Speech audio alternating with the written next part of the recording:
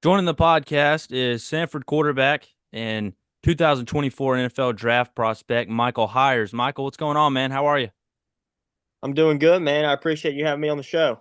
Yeah, absolutely. As I'm sure you know, you've been referred to as the Josh Allen of FCS football.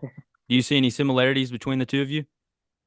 Yeah, man. I saw I got tagged in that on YouTube.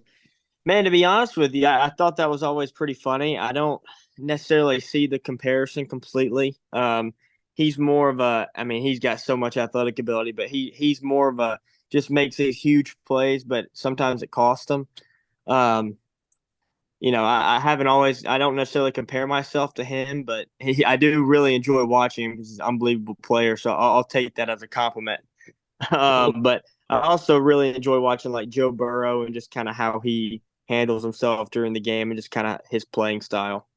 that answers my next question. I was going to ask you who are some quarterbacks that you've modeled your game after. But speaking of great Well, quarterbacks, oh, go ahead.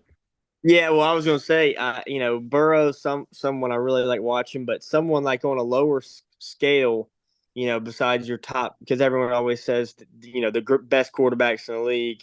It's a lot of fun watching them, but also they have so much talent, right? So I really like watching Gardner Minshew too. He went to the same JUCO that I went to, so I enjoy watching his tape. Yeah, no doubt. And got some Alabama roots as well. But That's right. speaking of great quarterbacks, I know you've been to the Manning Passing Academy, so you've met Eli and Peyton. But who are some guys that you hope to run into that you haven't gotten a chance to meet yet? Man, that's a good question. It's cool. I don't know necessarily getting to meet yet. But you talking about like from the camp and all that. Yeah, just who's some guys that that you haven't Yeah, interacted yeah, with. yeah. I would say like, man, it was cool to see like Joe Milton throw in person one. He's got the strongest arm I've ever seen. Michael Penix was really cool to watch throw. Jane Daniels, obviously, he won the Heisman, so you get to kind of see him just work out. But man, there are so many great players there that were just so cool to hang out with just for those 4 days. So it was really a blessing just to hang out with them and get to hear from Peyton, Eli, Cooper, Archie, just all them. What kind of knowledge did you take from that? Because I feel like if I would have went, I would have brought four notebooks trying to write stuff down. Oh yeah, man. So they had a little like learning stuff the entire week. Um, but they had a little like question and answer segment where it was a couple of GMs from the league and then Peyton and Eli, and they were just answering all types of questions and just the knowledge you got about like how to prepare for games, how they attack the off season, um, you know, mid game adjustments, just arm care, just little things that sometimes I wouldn't even think about. It was unbelievable, and it shows why they were so successful in their career. Well, now that the college season is over and you're preparing for the draft, what's your schedule look like now? Yeah, so right now, like today was a pretty normal schedule. I'm also taking some NBA classes. I'm trying to finish up my NBA. So we're working out from probably 7:30 to 10:30. Go back, get it, rest a little bit. I'll try to knock out some schoolwork, but classes just started, so it's not too bad right now. Um, Rest a little bit, and then we go back from like 1 to 3 ish, 12:30 to 3, 1 to 3:30, and then just kind of recover the rest of the day. But it's been really fun. Interestingly enough, as you prepare for the NFL draft, you were quoted as a kid saying that you weren't too interested in football and that you were a baseball and basketball guy and that you wore number 10 because of your idol, Mr. Chipper Jones. That's right. But but what made you kind of made that switch between, making football your love over baseball? Yeah, man. So I would say I didn't start. First off, I didn't start till my senior year of high school for football. So I always enjoyed it. I always loved competing, but I had had a lot more success and had been a starter for longer in baseball and basketball. But baseball was always my first love. That's what I wanted to go do in college, and that's actually what I was going to go do at Murray State.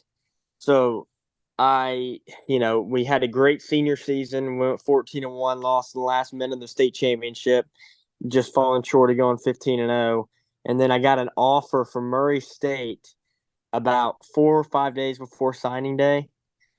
So I did that, signed there, was gonna go play baseball and football. Got there, realized it was probably gonna be pretty difficult to do both of them. And I just say, but to answer your question mainly, after that senior season is when I really fell in love with football and just playing quarterback.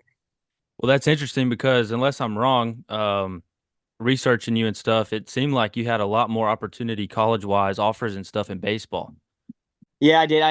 I'd be lying to you if I remember who all I talked to and all that specifically, but I I, I would say I had bigger offers for baseball, especially late. After I had already signed with Murray State for football, that I had thought about for a little bit, but I really, like I said, fell in love with playing quarterback. So I was going to try to do both of them at Murray, but just didn't work out. Well, you redshirted at Murray But State in 2019, and then you transferred to Northwest Mississippi. What was that process like? How do you think that spending a year at JUCO benefited you? oh, it was great. I was actually there for 2 years. Um, so I got there in COVID, so 2020. A little scared we weren't going to get to play that year, but I'm glad we did. But man, those coaches were incredible. Coach Hill, Coach Parker, Coach Oakley, they helped me grow from a football standpoint, football knowledge, just throwing mechanics, how to lead, how to interact with everyone. So it was a great experience. And my teammates there were incredible. You kind of had it made though, JUCO wise. You kind of weren't living the last chance. You were kind of close to Ole Miss and Memphis and had all Yeah, the facilities and all that's that. right. So I actually had a couple buddies from high school that went to Ole Miss that I was really good friends with. My roommate from Murray State ended up transferring to Ole Miss, and they all became friends. So I mean, when I got there, I hit the ground running. It was fun, man. A lot of good people over there. Well, then after Northwest Mississippi, you came back to Birmingham and transferred to Samford. Was that always your plan? Because I know there was, what was the story about you were going to try to walk on or something like that? At Stanford, Yeah. so I say this with no disrespect. I love Coach Stewart at Murray State. I love Coach Coleman at Murray State. I love the people at Murray State. But I'd always wanted to play at Samford. It was kind of, being a hometown kid, growing up in Birmingham. Called Coach Hatcher right before my signing day, just begging him to give me some money to just so that I would know because being a walk on, you don't have as great of an opportunity as being a scholarship guy. You have to earn it regardless, but you have a better shot being a scholarship. And I felt like I'd be dumb to turn down a scholarship offer for walking on. But with that saying, called Coach Hatcher begging him to offer me. He couldn't do it, didn't have the money, and they had already signed a quarterback. So I ended up going to Murray State.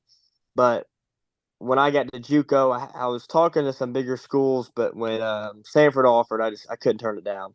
Well, I was about to ask you, if Samford hadn't have came calling, where would you have ended up? That's a good question. So the only official, I got a couple of FCS offers and then like Texas State, but I was talking to a bunch of mid majors and then some bigger schools came pretty late, but I didn't know their intention. It's kind of difficult with the transfer portal. That kind of hurts JUCO kids nowadays. So that's a good question. I'm glad I don't have to answer that one.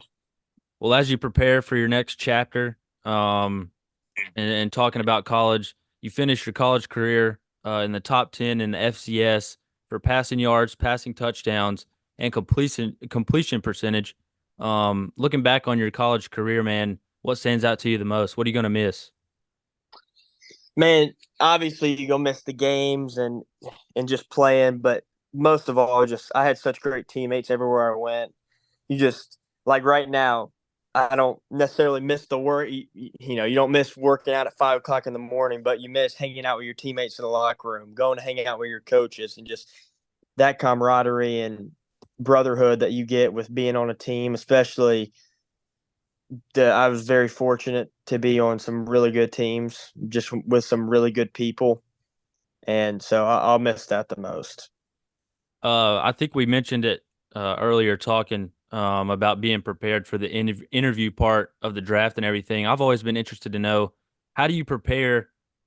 You hear all these guys sometimes getting all these off the wall questions. How do you prepare going into the draft for, the possibility of being asked something wild like that? I think you just answered honestly, man. If you're gonna lie and do all this stuff, at some point they're gonna catch you. They just want to see who you are as a person. You know, I've seen some wild questions too. I didn't get asked any too wild last weekend when I was at the College Gridiron Showcase, but I mean, from a quarterback perspective, when you're studying plays and all that, you prep for that a little bit, just to be prepared. But those questions, you just listen to them and give them your best answer. Well, they always feel like trick questions. You always feel like you're going to say something wrong. Right. I saw one of them that was like, if you sit at a table and there's Chipotle napkins, do you use them or throw them away if they're clean? It's like, how do you answer that question? Where do they get Yeah. these questions from? I I have no idea. I'm assuming there's some psychologist out there that you answer this question, you can see some more about the kid's personality. That's the only thing I can guess. So as you go to the Tropical Bowl next weekend, what are you looking to, kind of show teams? What do you want? What do you want teams to know about Michael Hiers? Yeah, man, just I'd like them to know just me, first off, my personality, how I operate, the type of teammate that I am, leader that I am. And then from a football standpoint, just show off my accuracy, being able to throw from different arm angles, try to show off some arm strength and just, athletic ability. So just kind of touch on everything that they're looking for in a quarterback. Well, Michael, man, I appreciate it. You're a hell of a player. I'm rooting for you. So good luck, man. Whoever drafts you, I'm gonna have to grab a jersey for sure.